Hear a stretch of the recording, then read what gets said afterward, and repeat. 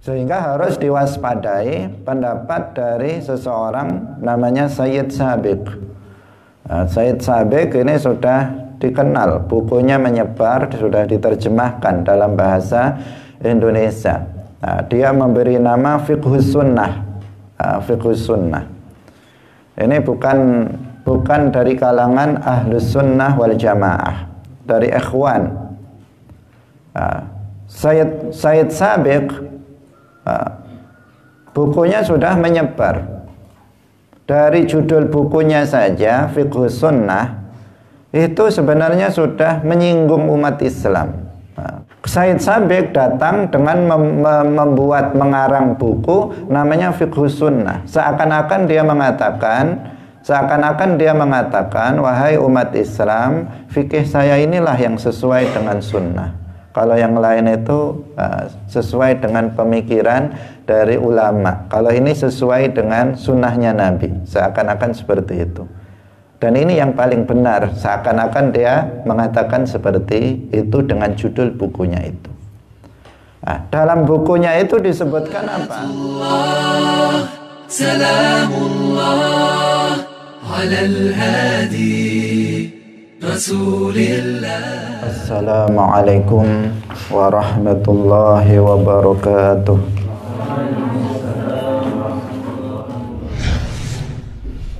Alhamdulillahi rabbil alamin. Lahu ni'matu wa lahul fadlu wa lahul thana'ul hasan.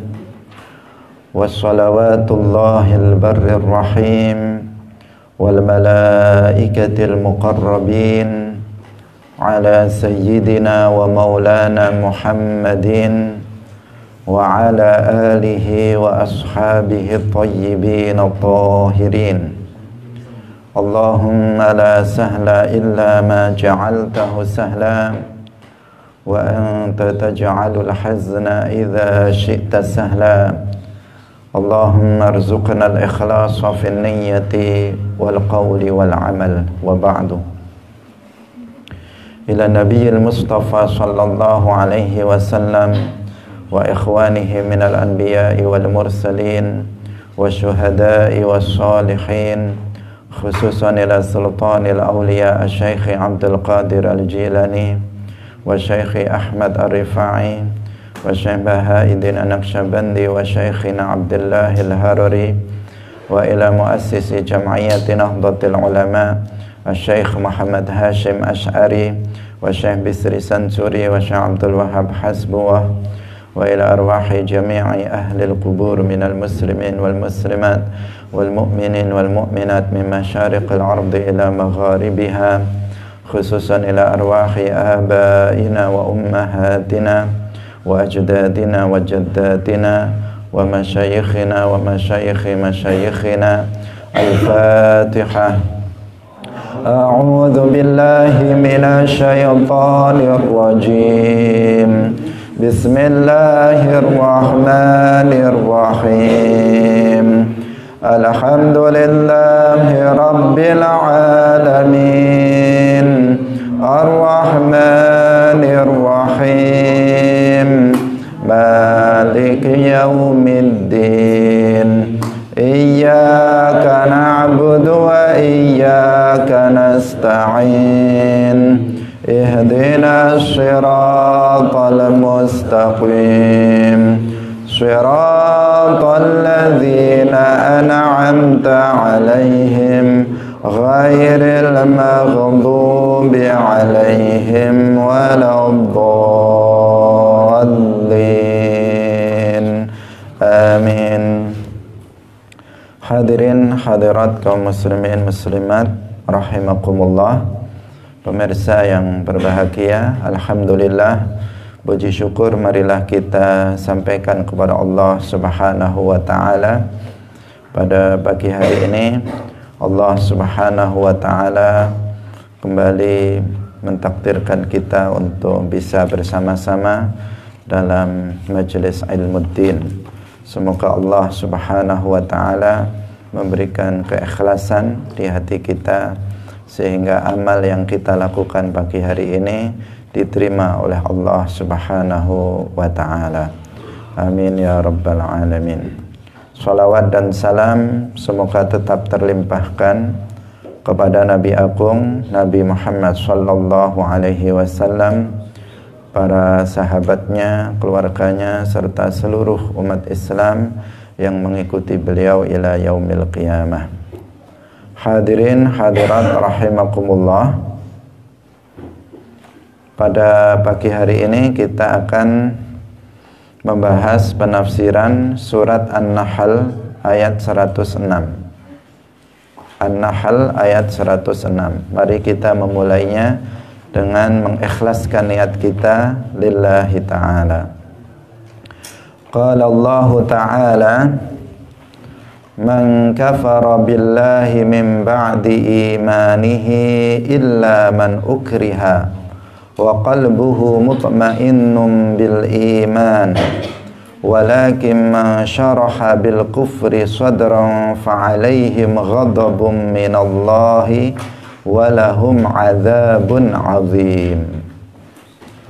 Man kafara billahi min ba'di imanihi illa man ukriha wa qalbuhu mutma'innun bil iman walakin man syaraha bil kufri sadran fa'alaihim ghadabun minallah walahum 'adzabun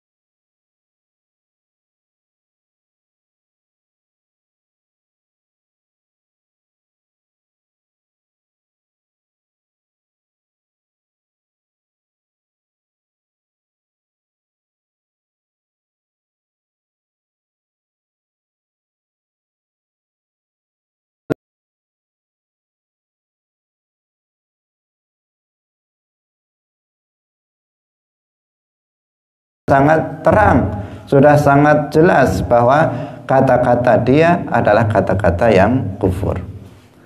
Nah, tanpa ada yang memaksa, tiba-tiba dia mengucapkan kata-kata itu, maka hukumnya apa? Hukumnya dia jatuh kepada kekufuran. Kalau kemudian dia mengatakan, enggak, hati saya tetap dalam keimanan, saya enggak niat untuk keluar dari Islam, saya enggak meyakini kalau Allah punya anak, saya hanya ngomong aja, kata dia, saya hanya ngomong saja, saya enggak meyakini apa yang saya ucapkan. Apa hukumnya? Dia tetap kufur. Kenapa? Karena yang dikecualikan itu adalah illa man ukriha wa qalbuhu mutmainnum bil iman. Yang pertama, dia harus dipaksa. Dia dipaksa, maksudnya untuk seseorang dikatakan tidak jatuh di kufur, jatuh pada kufur itu kasusnya adalah dia dipaksa dengan dibunuh. Nah, dipaksa akan dibunuh. Kalau kamu tidak kufur, tidak mengucapkan kata kufur, saya potong leher kamu, misalnya. Kemudian apa? Kemudian dia mengucapkan kata kufur, hatinya nggak rela dengan apa yang dia ucapkan, hatinya tetap dalam keimanan. Maka orang seperti ini hukumnya tetap mukmin. Nah, bukan seseorang yang nggak dipaksa, nggak ada yang memaksa. Tiba-tiba dia mengucapkan kata-kata kufur, seperti tadi kita contohkan, nggak ada istilahnya sekarang, nggak ada nggak ada awan, nggak ada mendung. Tiba-tiba dia mengucapkan, dia tiba-tiba mengatakan Allah itu punya anak. Nah, gimana nih? Dia mengucapkan kata-kata itu. Ketika ditegur, kamu sudah kufur, kamu harus mengucapkan 2 kalimat syahadat untuk kembali kepada Islam. Dia malah mengatakan, saya cuma ngomong, hati saya nggak meyakini seperti itu. Saya tidak meyakini kalau Allah punya anak. Saya nggak ridho dengan apa yang saya ucapkan. Kita katakan meskipun seperti itu, kamu tetap jatuh kepada kekufuran. Karena 3 jenis kufur ini itu menjatuhkan seseorang kepada kufur bimufradihi, dengan sendirinya, meskipun tidak diiringi dengan kekufuran yang lain. Kalau ada seseorang jatuh pada kufur keyakinan, maka meskipun dia tidak mengucapkannya, tidak melakukannya, dia tetap jatuh kepada kekufuran. Kalau ada orang jatuh pada kufur perbuatan, meskipun dia tidak meyakini dan mengucapkannya, dia tetap kufur. Kalau seseorang jatuh pada kufur perkataan, meskipun dia tidak meyakininya maupun dia tidak melakukannya, dia tetap jatuh kepada kekufuran. Karena salah satu seseorang jatuh pada salah satu kufur yang 3, maka dia telah jatuh pada kufur. Tidak harus dibarengi dengan jenis kekufuran yang lainnya.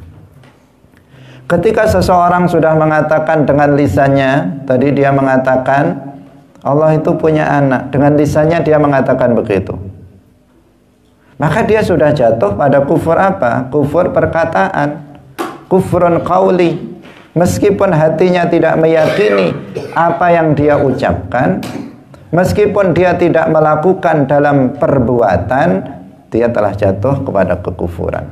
Meskipun hatinya tidak ridho, hatinya itu tidak meyakini dengan apa yang dia ucapkan. Itu apa? Jika dalam kondisi apa? Tidak dipaksa. Tetapi jika seseorang itu dipaksa untuk mengucapkan kata-kata kufur, kemudian dia dengan terpaksa mengucapkan kata-kata kufur, maka di sini jika hatinya tetap dalam keimanan, maka hukumnya dia tetap mukmin. Ini pengecualian. Nah, pengecualian berdasarkan ayat ini, illa man ukriha wa qalbuhu mutmainnum bil iman. Hadirin hadirat yang dirahmati oleh Allah Subhanahu wa taala. Sehingga harus diwaspadai pendapat dari seseorang namanya Sayyid Sabiq. Sayyid Sabiq ini sudah dikenal, bukunya menyebar, sudah diterjemahkan dalam bahasa Indonesia. Dia memberi nama Fiqhus Sunnah. Fiqhus Sunnah ini bukan dari kalangan Ahlus Sunnah wal Jamaah, dari ikhwan. Sayyid Sabiq bukunya sudah menyebar. Dari judul bukunya saja, Fiqhus Sunnah, itu sebenarnya sudah menyinggung umat Islam. Judul bukunya saja itu sudah apa? Sudah menyinggung umat Islam kalau kita perhatikan. Kenapa? Karena umat Islam mayoritas secara umum fikihnya itu ya fiqhul madhab. Kita ini umat Islam mayoritas dalam fikih itu mengikuti pemahaman para ulama mujtahid yang kemudian disebut dengan madhab. Sebagian kita ada yang mengikuti madhab Hanafi, madhab Maliki, madhab Syafi'i, madhab Hambali. Itu yang kita ikuti dalam fikih. Jadi fikihnya adalah fiqhul madhab, berdasarkan pemahaman para ulama mujtahid dari Al-Quran dan hadis. Sayyid Sabiq datang dengan mengarang buku namanya Fiqhus Sunnah. Seakan-akan dia mengatakan, wahai umat Islam, fikih saya inilah yang sesuai dengan sunnah. Kalau yang lain itu sesuai dengan pemikiran dari ulama. Kalau ini sesuai dengan sunnahnya Nabi. Seakan-akan seperti itu. Dan ini yang paling benar. Seakan-akan dia mengatakan seperti itu dengan judul bukunya itu. Dalam bukunya itu disebutkan apa? Yang bertentangan dengan ayat Al-Quran ini. Dia menggunakan ayat ini pada selain mukrah, pada selain orang yang dipaksa untuk melakukan kekufuran. Dia menggunakan pengecualian ini untuk orang yang mengucapkan kekufuran dalam kondisi normal, tidak dalam kondisi dipaksa. Dia mengatakan tidak dihukumi kufur jika seseorang itu mengucapkan kata-kata kufur. Yang penting dia tidak niat keluar dari Islam. Jadi kalau dia tidak niat keluar dari Islam dan berpindah dari agama Islam pindah ke agama yang lain, jika tidak seperti itu, maka tidak disebut murtad, tidak disebut kafir. Dia tetap muslim meskipun dia mencaci maki Allah, meskipun dia mencaci maki Nabi, meskipun dia mencaci maki Islam. Yang penting dia nggak niat keluar dari agama Islam dan pindah ke agama yang lain, maka nggak apa-apa. Itu kata Sayyid Sabiq. Pemahamannya seperti itu. Dan itu jelas bertentangan dengan ayat Al-Quran yang sedang kita bahas ini. Bahwa dalam ayat ini konteks pembicaraannya adalah tentang seseorang yang mukrah, seseorang yang dipaksa untuk mengucapkan kata kufur, kemudian dia mengucapkannya karena terpaksa dan hatinya itu tidak ridha dengan kekufuran yang diucapkannya. Itu pembicaraannya masalah itu. Tadi ada dua kalimat yang di sini yang nggak boleh dipisahkan. Apa tadi yang pertama? Ada kalimat di situ adalah dipaksa. Orang tersebut dipaksa untuk mengucapkan kata-kata kufur. Yang kedua, hatinya itu tetap tenang dalam keimanan. Dua ini harus ada untuk dikatakan seseorang tidak jatuh pada kekufuran manakala seseorang itu mengucapkan kata kufur. Bukan ukrihanya dihilangkan, pokoknya hatinya tidak niat untuk kufur, maka nggak kufur. Ini jelas bertentangan dengan ayat. Juga bukan sebaliknya. Sebaliknya apa? Pokoknya dipaksa untuk mengucapkan kata kufur, maka seseorang bebas mengucapkan kata kufur. Enggak. Tetapi ada syarat apa? Syaratnya wa qalbuhu mutmainnum bil iman. Kalau ada seseorang dipaksa untuk mengucapkan kata kufur, kemudian dia mengucapkannya dan hatinya itu ridho dengan apa yang dia ucapkan, maka dia jatuh pada kufur. Kenapa? Karena hatinya ridho dengan apa yang dia ucapkan meskipun dia dalam kondisi terpaksa. Hadirin hadirat yang dirahmati oleh Allah Subhanahu wa ta'ala. Ini seperti yang terjadi pada kisah keluarga Ammar bin Yasir. Ammar bin Yasir, ibunya namanya Sumayyah, bapaknya namanya siapa? Ya Yasir, namanya saja Ammar bin Yasir. Jadi Ammar anaknya, bapaknya Yasir, ibunya Sumayyah. Ini keluarga dari kalangan hamba sahaya, dari kalangan budak. Keluarga ini masuk ke dalam agama Islam, kemudian dipaksa oleh sayyidnya untuk mengucapkan kata-kata kufur untuk keluar dari Islam. Ibunya, ini satu keluarga ini imannya sudah luar biasa, sangat kuat, sangat kuat. Ketiganya dipaksa, disiksa dengan berbagai cara oleh sayyidnya agar mereka keluar dari Islam, meninggalkan agama Islam. Tetapi mereka tetap bertahan. Akhirnya apa? Ibunya yang bernama Sumayyah itu dibunuh di hadapan suami dan anaknya. Harapannya nanti biar takut suaminya ataupun anaknya Ammar ini biar takut kemudian meninggalkan agama Islam. Sumayyah bertahan, mempertahankan keislamannya. Akhirnya Sumayyah ini dibunuh, sehingga dikatakan Sumayyah ini adalah awwalu syahidatin fil Islam. Perempuan yang mati syahid pertama dalam Islam adalah namanya Sumayyah, ibunya Ammar bin Yasir. Terbunuh langsung di hadapan mata suami dan anaknya Ammar. Setelah itu ternyata keduanya tetap bertahan.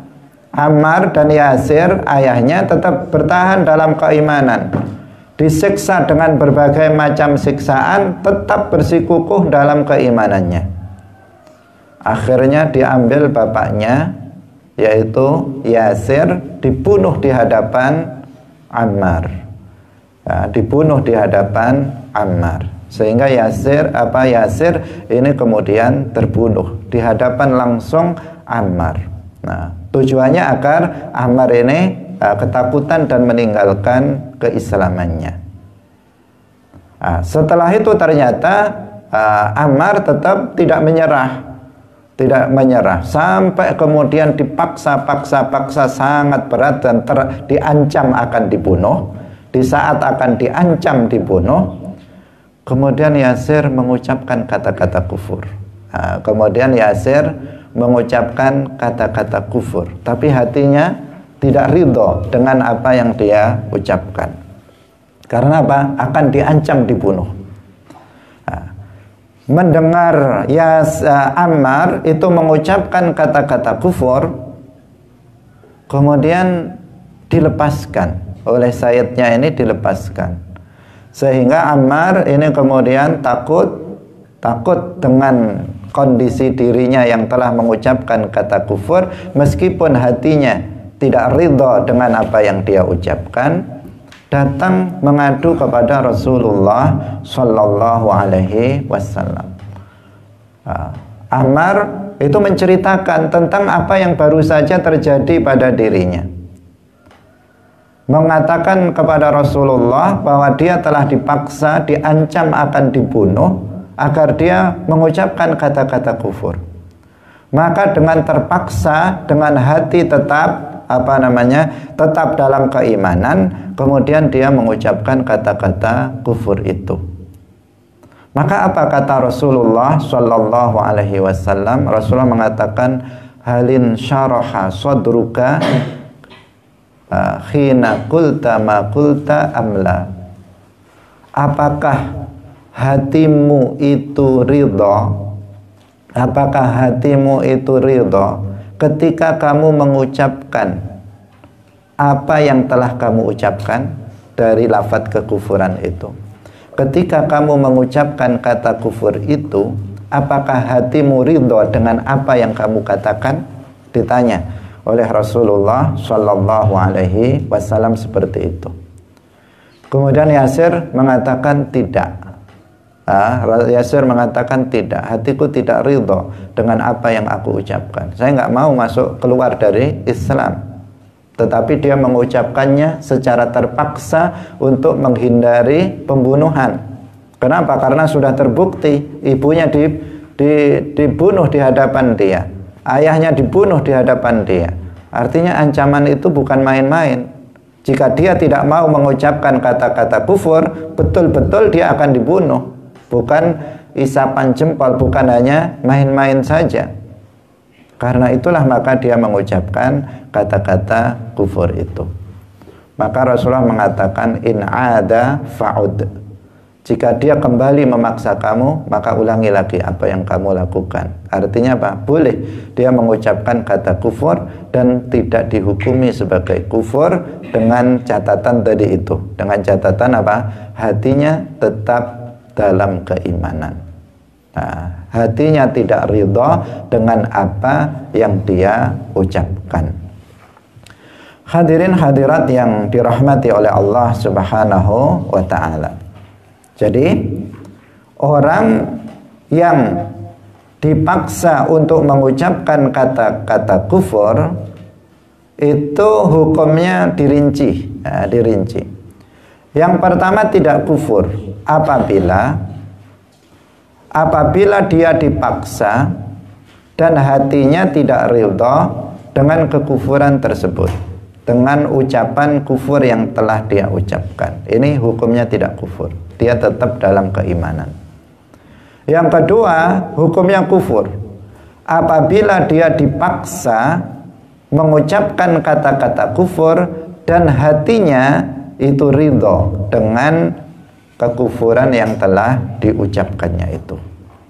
Nah, berdasarkan ayat ini, ayat berikutnya, walakin man syaraha bil kufri sadran fa alaihim ghadabun minallah. Nah, barang siapa yang ridha dengan kekufuran, hatinya ridha dengan kekufuran yang diucapkannya, meskipun dia dalam keadaan dipaksa, fa'alaihim ghadabun minallah, maka atas mereka murka Allah Subhanahu wa ta'ala, walahum adzabun azim, dan bagi mereka azab yang sangat berat. Hadirin hadirat kaum muslimin muslimat pemirsa Madu TV rahimakumullah. Ada beberapa hal yang perlu kita pahami terkait dengan masalah ini. Nah, yang pertama, bahwa yang dimaksud dengan dipaksa itu adalah dipaksa dengan ancaman dibunuh. Nah, jadi yang dimaksud dipaksa itu adalah dipaksa dengan ancaman dibunuh. Dan semacamnya itu ya, misalnya saya potong leher kamu, berarti ya dibunuh juga, itu kan semacamnya seperti itu, dibunuh. Nah, jika ancamannya itu bukan dibunuh tetapi lebih ringan dari itu, maka seseorang tidak boleh dia mengucapkan kata-kata kufur. Misalnya, jika kamu tidak mau mengucapkan kata kufur, dan ada orang kafir memaksa seseorang Jika kamu tidak mau, dia mengatakan, jika kamu tidak mau mengucapkan kata-kata kufur, saya potong telinga kanan kamu. Saya potong telinga kanan kamu. Maka di sini apa? Dia harus bertahan. Karena dipotong telinga kanan, nggak akan mati dia, tetap hidup. Maka di sini dia harus tetap bertahan, tidak boleh mengucapkan kata kufur. Harus mempertahankan keimanannya dengan tidak mengucapkan kata-kata kufur. Atau misalnya si pemaksa mengatakan, jika kamu tidak mau mengucapkan kata kufur, maka mata kamu saya congkel satu persatu. Maka di sini dia harus bertahan. Dia harus bertahan. Gak boleh dia mengucapkan kata kufur. Karena apa? Dengan dicongkel matanya, dia masih bisa hidup. Dia tidak akan mati. Atau misalnya, jika kamu orang itu yang maksa mengatakan, jika kamu tetap dalam kekufuran, maka saya potong saya potong hidung kamu misalnya. Atau saya potong jari-jari kamu. Saya potong lidah kamu. Maka di sini apa? Di sini dia harus tetap bertahan dalam keimanan. Dia tidak boleh mengucapkan kata-kata yang kufur. Kenapa? Karena para ulama mengatakan yang dimaksud dengan dipaksa dalam ayat ini adalah dipaksa dengan ancaman dibunuh. Seperti yang tadi terjadi dalam kisah Ammar bin Yasir. Dalam kisah itu ancamannya adalah dibunuh. Dan sudah nyata ayah ibunya dibunuh oleh sayyidnya sendiri karena mempertahankan keimanannya. Jadi sehingga yang dimaksud dengan pemaksaan di sini adalah ancamannya dengan dibunuh, bukan dengan ancaman yang lebih rendah dari itu. Kemudian yang kedua, yang pertama tadi apa? Ketentuannya bahwa dipaksa itu dengan ancaman dibunuh. Kemudian yang kedua, orang yang diancam itu, yang diancam untuk dibunuh itu adalah dirinya sendiri, bukan keluarganya, bukan istrinya, bukan anaknya, bukan orang tuanya, tetapi dia sendiri. Jika yang diancam untuk dibunuh itu adalah keluarganya, maka dia nggak boleh untuk mengucapkan kata kufur, meskipun ini sangat berat. Dikatakan misalnya oleh si pemaksa, jika kamu tidak mau kufur, istri kamu saya bunuh misalnya. Dia mengatakan, istri kamu saya bunuh di hadapan kamu. Di sini akan sangat berat bagi suami. Tapi di sini apa? Dia harus bertahan. Meskipun kemudian istrinya dibunuh betulan oleh orang tersebut, dia harus mempertahankan keimanannya. Tidak boleh dia mengucapkan kata-kata kufur. Atau dikatakan kepada dia, jika kamu tidak mau kufur, maka anak kamu yang masih kecil itu saya bunuh. Maka di sini dia juga harus bertahan.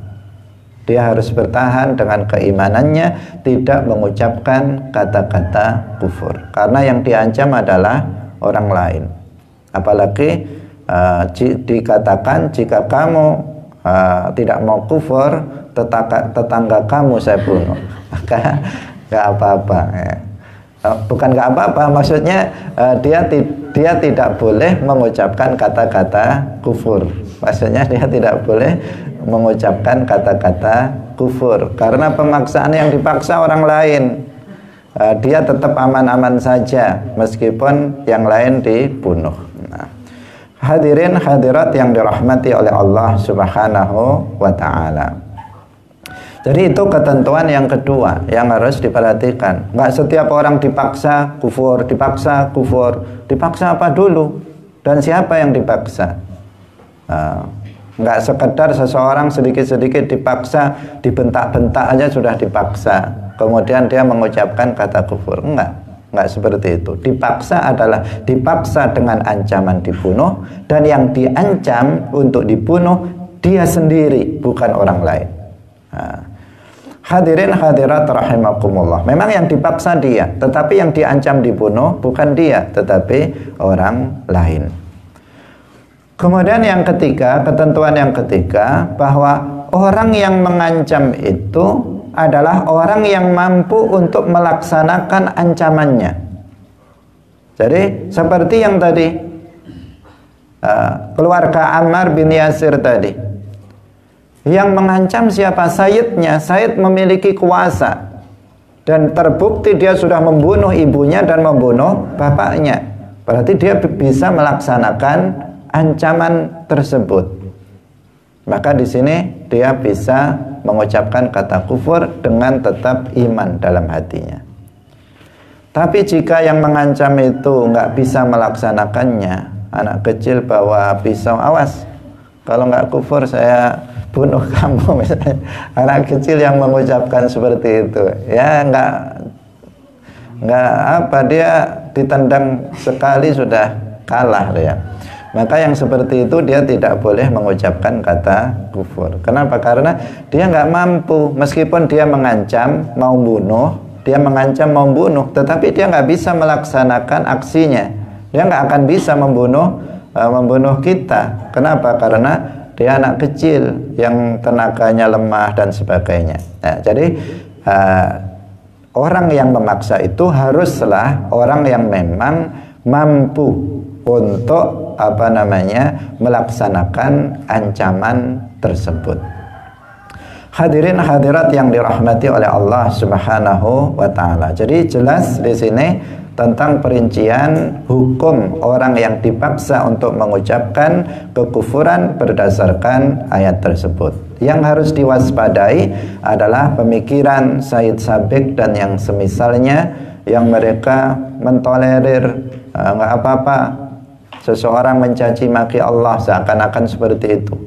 Ini membuka pintu kekufuran seluas-luasnya.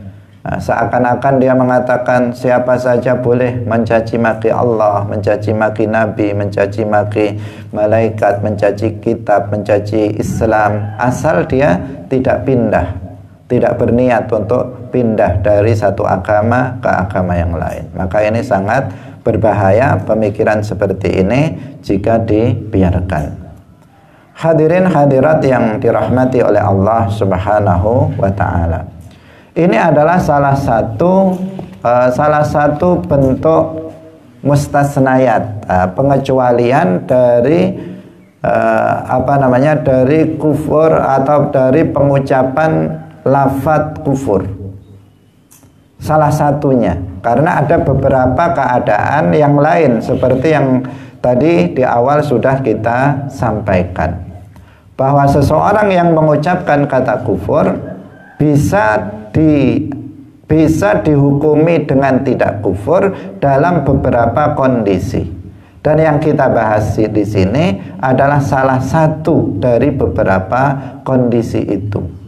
Nah, kondisi yang lain adalah seperti misalnya seseorang dalam keadaan dalam keadaan sabqul lisan. Dalam keadaan sabqul lisan. Sabqul lisan itu bagaimana? Dia menginginkan untuk mengatakan A, tetapi yang keluar adalah B. Itu namanya apa? Sabqul lisan. Misalnya saya mau mengatakan, wahai Rafiq, pengen manggil Rafiq, tapi yang keluar wahai Nicholas misalnya. Itu namanya apa? Sabqul lisan. Apa yang diinginkan oleh hati berbeda dengan yang keluar di lisan. Itu namanya sabqul lisan. Nah, sebagian orang sering sekali sabqul lisan. Nah, ini ya salah satu penyakit juga. Jadi sebagian orang sabqul lisan. Karena itu seorang nabi nggak ada yang sabqul lisan. Karena sabqul lisan ini berbahaya, apalagi jika sabqul lisan ini sering-sering menimpa misalnya seorang guru atau seorang mubaligh, seorang penceramah, maka di sini bisa berbahaya. Kenapa? Orang yang mendengar bisa salah paham. Kecuali jika sabqul lisan, kemudian dia menyadarinya, kemudian dia meralatnya. Nah, sebagian orang sangat sering dia sabqul lisan. Dia ingin mengatakan A, tetapi yang keluar adalah B. Itu namanya sabqul lisan. Nah, orang yang mengucapkan kata-kata kufur karena sabqul lisan, terpeleset lidahnya, maka dihukumi tidak kufur. Seperti seseorang yang misalnya dalam membaca doa iftitah, dia ingin mengatakan wa ma ana minal musyrikin. Wa ma ana minal musyrikin, artinya dan aku bukanlah orang musyrik. Tetapi kemudian dia keliru. Wa ma ana minal muslimin, dia mengatakan begitu. Yang artinya wa ma ana minal muslimin artinya dan saya bukan orang Islam. Kalau perkataan saya bukan orang Islam itu kata kufur. Dia sabqul lisan, salah ucap. Entah karena terlalu hafal atau bagaimana sehingga nggak hafal. Dia mengatakan tidak sesuai dengan apa yang ada dalam hatinya. Maksud hatinya ingin mengatakan wa ma ana minal musyrikin, tetapi lisannya itu mengucapkan wa ma ana minal muslimin. Maka di sini tidak kufur apabila memang sabqul lisan. Sabqul lisan. Kita tidak bicara panjang lebar tentang masalah ini karena fokus pembicaraan kita adalah tentang mukroh. Tetapi ini sebagai tambahan faidah. Tambahan faidah bahwa orang yang sabqul lisan sehingga dia mengucapkan kata-kata kufur karena sabqul lisan, maka tidak dihukumi kufur, dia tetap mukmin, tetap dalam keimanan. Kemudian yang kedua adalah fi halati ghaibubatil akli yaitu di saat hilang akal. Di saat seseorang itu dalam kondisi hilang akal. Misalnya orang gila. Ada orang gila hilang akalnya. Kemudian dia mencaci maki Allah, mencaci maki Nabi. Maka di sini dia tidak kufur. Termasuk gila di sini adalah gila yang apa? Gila karena misalnya majdzub. Ada sebagian waliullah itu sampai pada dia melewati apa namanya melewati fase jazab. Jazab itu ya karena kecintaannya kepada Allah Subhanahu wa taala sehingga akalnya itu hilang, menjadi gila. Ya, dia gila. Gilanya karena cinta kepada Allah, bukan karena cinta kepada manusia atau putus cinta kemudian gila.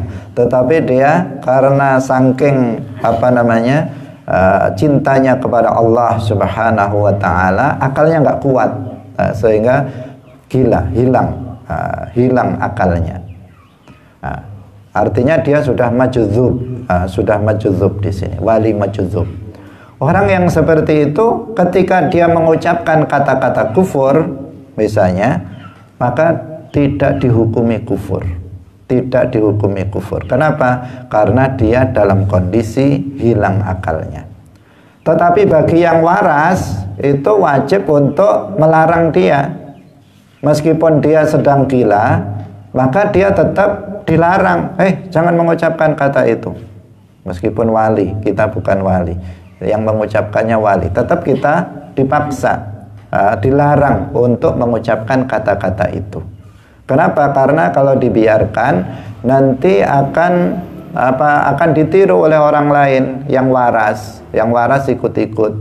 Padahal yang mengucapkannya orang gila, yang waras ikut-ikut mengucapkannya. Gara-gara dianggap yang mengucapkan itu seorang wali. Maka dalam kitab-kitab fikih itu hendaknya keluarganya udah kalau ada wali majdzub udah ditaruh di kamar aja, nggak boleh keluar. Nanti kalau keluar nanti bahaya. Dia ngomong seenaknya saja, Kadang dia nggak sholat, nggak puasa karena memang nggak mukallaf, hilang akalnya. Nggak sholat, waktunya Ramadan makan di jalan-jalan. Akhirnya orang awam bilang, wah, itu wali aja nggak puasa nggak apa-apa. Ya udah kita nggak usah puasa. Nah, ini salah, salah paham. Dia memang wali, tetapi dia majdzub dalam keadaan hilang akal. Maka dalam kondisi seperti itu dia bukan mukallaf, tidak berdosa jika dia melakukan hal-hal yang seperti itu. Hadirin hadirat yang dirahmati oleh Allah Subhanahu wa ta'ala. Atau misalnya ada seseorang sedang tidur, dalam tidur yang sangat nyenyak, tiba-tiba dia ngomong, sudah ngomong kufur lagi ucapannya, mencaci maki Allah. Maka di sini apa? Di sini juga tidak dihukumi kufur. Kenapa? Hilang akal. Dalam kondisi hilang akal, seseorang jika mengucapkan kata kufur tidak dihukumi kufur. Hadirin hadirat yang dirahmati oleh Allah, yang ketiga tadi itu dalam keadaan dipaksa. Dipaksa untuk mengucapkan kata-kata kufur. Kemudian yang keempat yaitu dalam keadaan ketika seseorang itu berusaha atau dalam keadaan seseorang menceritakan kekufuran orang lain. Dalam keadaan apa? Menceritakan kekufuran orang lain dengan menggunakan adatul hikayah. Jadi dia tidak mengucapkan kufur untuk dirinya sendiri, tetapi dia menceritakan kekufuran orang lain. Misalnya dia mengatakan, Ibnu Taimiyah berkata Allah itu bersemayam di atas arsy. Kata-kata Allah bersemayam di atas arsy itu kata kufur. Tapi kita menceritakan perkataan orang, bukan perkataan kita, dengan ditandai ada adatul hikayah. Adatul hikayah itu kata-kata apa? Kata-kata berkata, dikatakan, qala atau qila, itu namanya adatul hikayah. Misalnya Ibnu Taimiyah berkata bahwa Allah itu bersemayam di atas arsy. Muhammad bin Abdul Wahhab berkata Allah itu adalah jisim. Itu namanya hikayah. Maka orang yang bercerita kekufuran orang lain itu tidak kufur. Tapi syaratnya apa?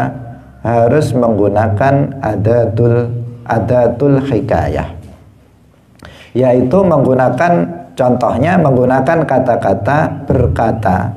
Dia berkata, si fulan berkata, atau dikata. Kalau seseorang tidak menggunakan adatul hikayah, meskipun dia tidak bermaksud dirinya, maka dia tetap jatuh dalam kekufuran. Karena sebagian orang yang nggak paham tentang masalah ini, dia tiba-tiba ngomong aja. Dia ngomong, tiba-tiba ngomong ucapan-ucapan kufur. Padahal yang dia maksud itu adalah orang Wahabi. Dia mengutip perkataan-perkataan orang Wahabi tanpa mengatakan Wahabi berkata. Tiba-tiba dia sendiri yang ngomong. Dia tiba-tiba ngomong Allah itu ya serupa dengan makhluk. Allah itu punya mata, punya kaki, punya tangan. Udah ngomong begitu saja tanpa ada kata-kata Wahabi berkata. Maka di sini apa? Hukumnya dia tetap jatuh pada kufur meskipun dia maksud hatinya menceritakan kekufuran orang lain. Jadi harus ada adatul hikayah. Ini penting untuk diperhatikan. Jadi sebelumnya dia harus mengatakan, orang-orang Wahabi itu mengatakan Allah itu jisim. Mereka mengatakan Allah itu bersemayam, punya tangan, punya kaki, punya mata, dan seterusnya. Ini adalah keyakinan yang sesat. Nah, itu boleh mengatakan seperti itu. Ada adatul hikayah sebelumnya. Atau setelahnya tetapi sudah diniati sebelumnya. Jadi sebelum mulai mengucapkan kata itu sudah niat, nanti saya akan mengatakan adatul hikayah, menyebut adatul hikayah setelah mengucapkannya. Misalnya dia mengatakan Allah itu jisim, kata orang Wahabi. Nah, langsung ditambahi kata berikutnya, kata orang Wahabi. Tetapi sebelumnya harus niat dalam hati, nanti di belakang saya akan mengatakan kata orang Wahabi. Nah, Ini seperti yang dituntunkan di dalam Al-Quran. Allah Subhanahu wa ta'ala berfirman, wa qalatil yahudu Uzairu ibnullah wa qalatin nasara Isa ibnullah. Kata-kata Uzair itu anak Allah itu kata-kata kufur. Jadi perkataan Uzair anak Allah itu perkataan kufur. Perkataan Isa itu anak Allah itu kata-kata kufur. Tetapi dalam Al-Quran didahului apa? Wa qalatil yahudu. Orang-orang Yahudi berkata Uzair itu anak Allah. Dan orang-orang Nasrani berkata Isa itu anak Allah. Ini ada adatul hikayah namanya. Ada kata-kata untuk menceritakan, bahwa itu menceritakan orang lain, bukan dia sendiri yang mengucapkannya. Boleh dibalik dengan syarat tadi itu, niat di depan, sudah niat duluan.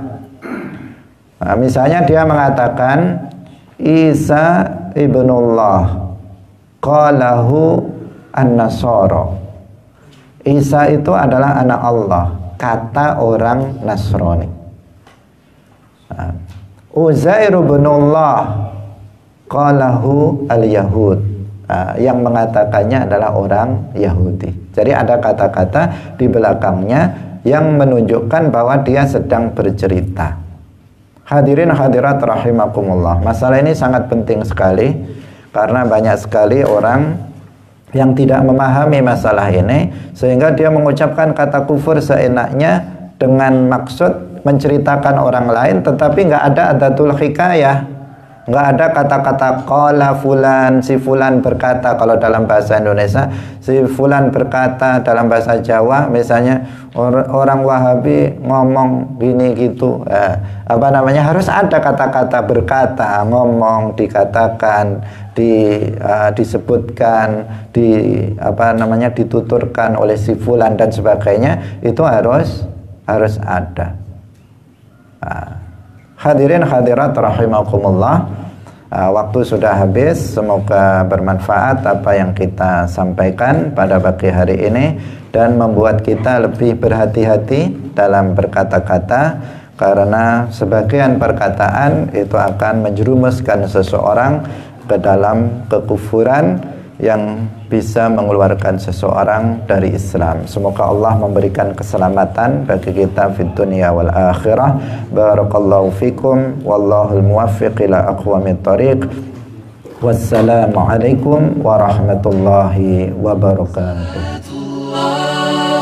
Salamullah ala al-hadi Rasulillah.